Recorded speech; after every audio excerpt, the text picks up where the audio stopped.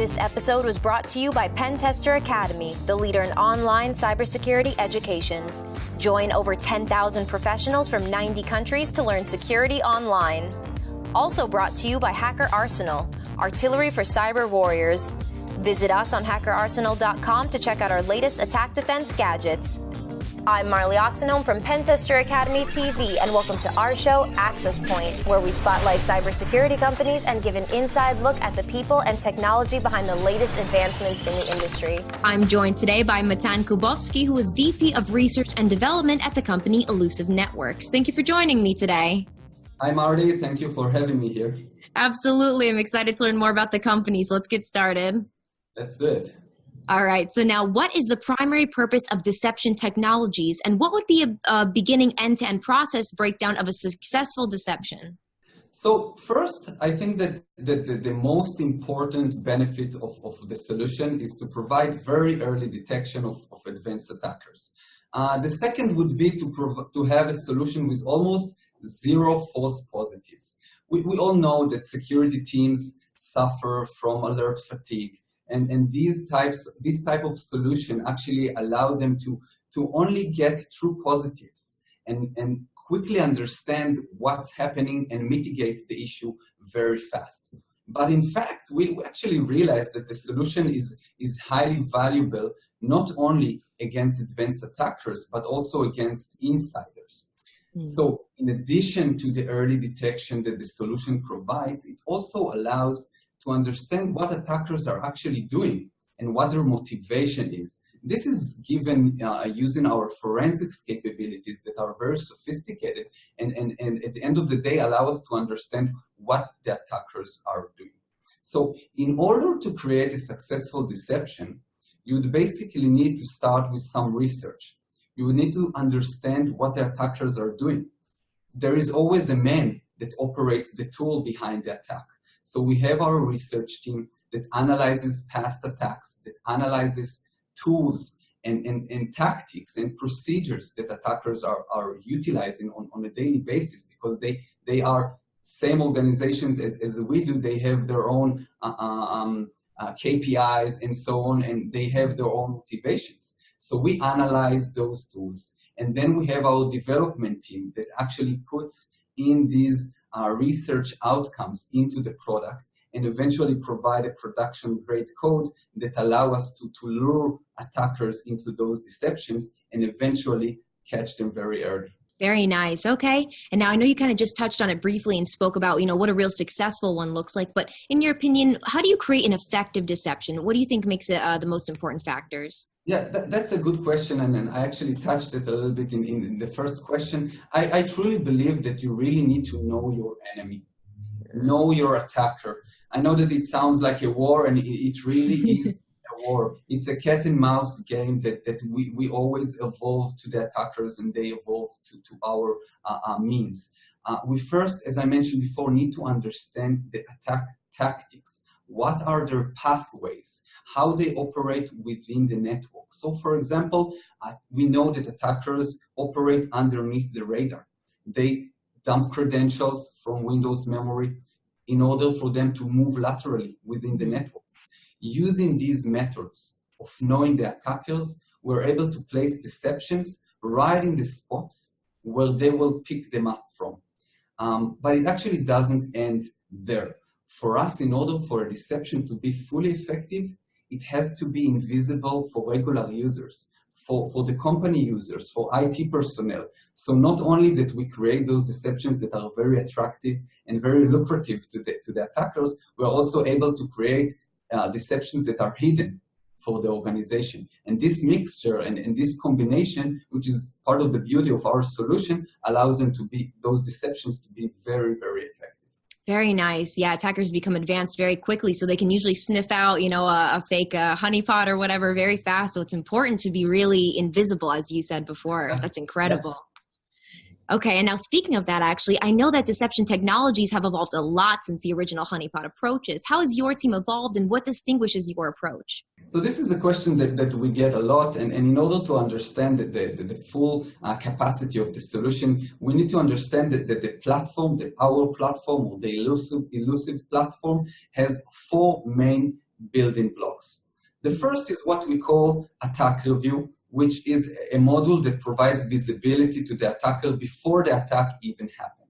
The second is what we touched upon, and it is the deception module that provides very early detection against attackers and insiders. The third pillar is our forensics, to provide the motivation behind the attack and possibly some attribution to the group or the nation behind the attack. And the fourth pillar is what we call attack surface manager, which allows us to reduce the real footprint that real users use in the network. Now, honeypot solutions, on the other hand, are more static. They are placed in various locations in the network, and they wait for attackers to actually stumble or fall into them. They also sometimes rely on signatures, which is something that attackers know how to circumvent. Now, our solution is very easy to implement. It really takes us up to 10 minutes in order to deploy deceptions to a huge organization of 10,000 endpoints and more. It's very easy to operate because it uses automation and machine learning in order to analyze the network and understand where to place those deceptions. And in this manner, it's highly scalable. So I think that these are the main differences between the types of solutions. Okay, yeah, got it. Yeah, it seems like it's so important to have a multitude of all of those factors combined as opposed to just a normal blanket security solution, because nowadays it's just not effective and it's not enough. So yeah, I agree with you. Yeah, absolutely. And so now I'm wondering, how can security teams implement elusive deception into their current security infrastructure? So this is another great question. We have a very simplistic architecture that only needs two or three servers to be installed in the network. The solution is agentless, meaning that security teams do not need to install anything on endpoints or servers. This allows us to scale very easily. At the end of the day, they only need to install those servers, which allow them to operate their deceptions against various use cases. Now, those use cases span across different stories that are very important to them. For example, the solution is very relevant to sensitive areas in the network. We gathered from our customers that there are certain places where traditional security solutions cannot be installed. For example, healthcare devices or points of sales or ATM devices, where if you place antivirus or other traditional security solutions, it pretty much invalidates the guarantee of the device. But organizations realize that if you place deceptions that are essentially frictionless to the organization, but obviously not frictionless to the attacker, it is possible to do so in these types of areas. Okay, got it. And now I know that you mentioned before that you're agentless. How can you do this without an agent? So we actually have a tiny executable, a tiny application that our management server pushes to the endpoints, pushes to the servers. This executable, which is something that we're very proud of, runs for a period of 1 or 2 seconds, and then it disappears. It automatically dissolves and removes itself from the host, from the network machine.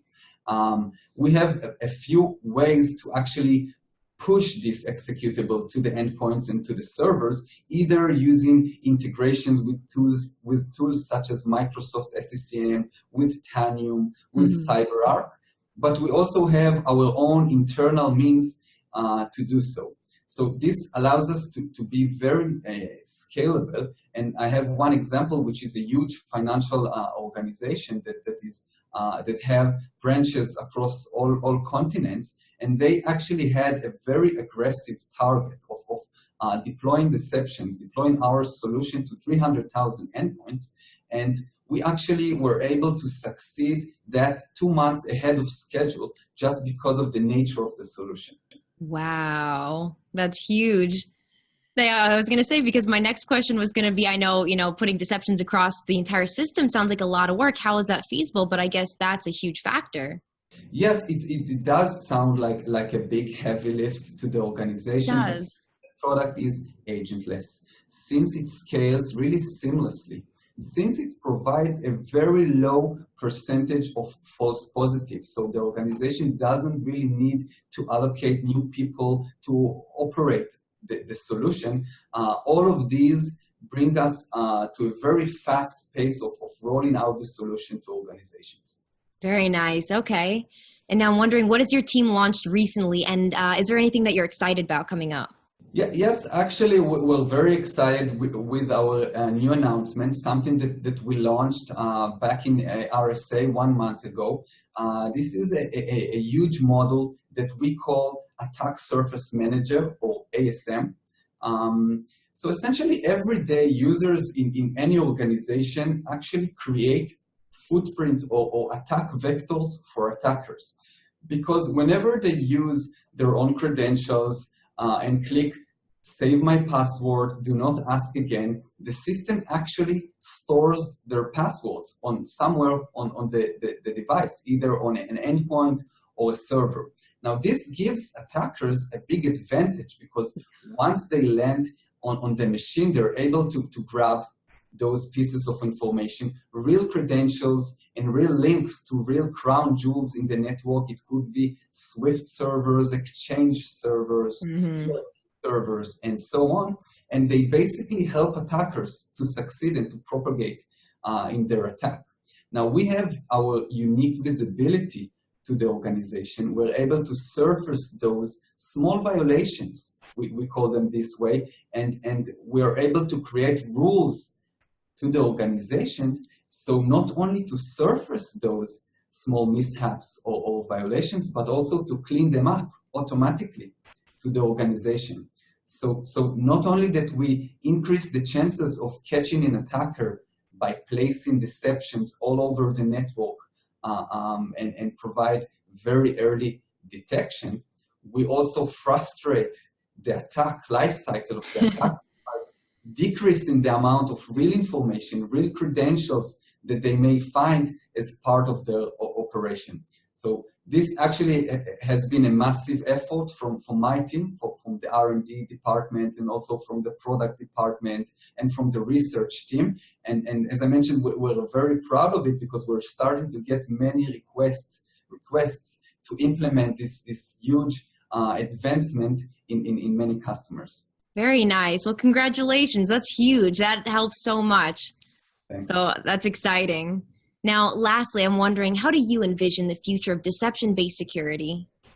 Yeah, you know, there's always the ever-ending cat and mouse game. Attackers advance and defenders advance as well. So on the one hand, we're actually seeing a lot of red teams and pentesters that are trying to vet the technology, trying to combat against deceptions, and they're being caught day after day. This is a great vetting to our technology, that even when there is a team that knows the deceptions are placed in the network, they still get caught. But on the other hand, when we look at deceptions to the futures, we understand that attackers may also understand how deceptions operate, and we start to think, where else can we evolve? And we believe that the deception solutions are going to go to two different areas. The first is to advance on the deceptions front, which is very important, and we can advance to areas such as mobile devices or containerized networks such as Dockers and so on, in order to expand to additional areas where attackers actually land and then propagate to the network. So this could be one challenge. But in addition to that, we understand that since deception solutions and Illusive in specific have very unique understanding on how attackers think, because we have this past offensive experience, we understand that we need to add and introduce additional modules that allow us to visualize how attackers behave. So not only to focus on the deceptions part, but also on the visibility and preemption part. And one example to that is the Attack Surface Manager that I covered earlier on. Very nice. Yeah, no, you're right. At this point, you always have to be one step ahead. So that's, yeah, very important. Absolutely agree. This is something that we think about every day, and happy to say that with the actual catches that we see for insiders and for real APT and cyber espionage groups, I think that today we are one step ahead of the attackers. Nice. Well, that's where we want to be. That's perfect. Matan, thank you so much for sitting down and speaking with me today about all this. I appreciate it. Thank you so much, Marty. All right. Good. Take care, and we'll see you soon. Thank you. Also, make sure to subscribe to our YouTube, Twitter, and Facebook so you don't miss out on any of the latest cybersecurity news. This episode is brought to you by Pentester Academy, the leader in online cybersecurity education. Join over 10,000 professionals from 90 countries to learn security online. Also brought to you by Hacker Arsenal, artillery for cyber warriors. Visit us on hackerarsenal.com to check out our latest attack defense gadgets. Thanks for watching, and we'll see you next time.